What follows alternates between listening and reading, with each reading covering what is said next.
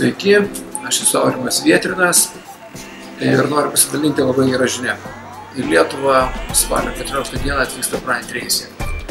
Man labai malonu Jūs pakviesti būtent į šį renginį dėl to, kad tai yra mano mokytojas. Tai yra tas žmogus, kurio dėka aš užsirašiau savo svajonės, jos virto tikslais ir tuos tikslus aš pasiekiau.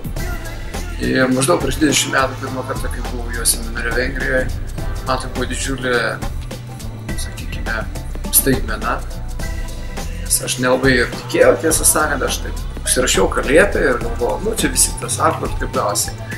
Bet kada pasižiūrėjom, tą darėme 3 vyrai, kurie važiavom tada į seminarą, tai visiems išsipildė viskas 100%.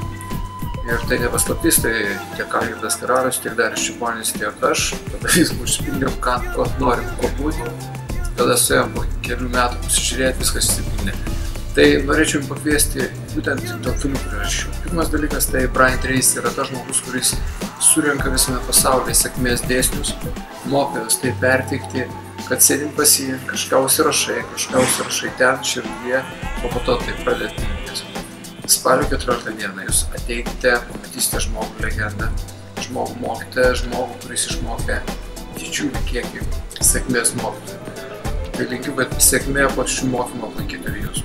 Aš pats ten būsiu, susitiksim.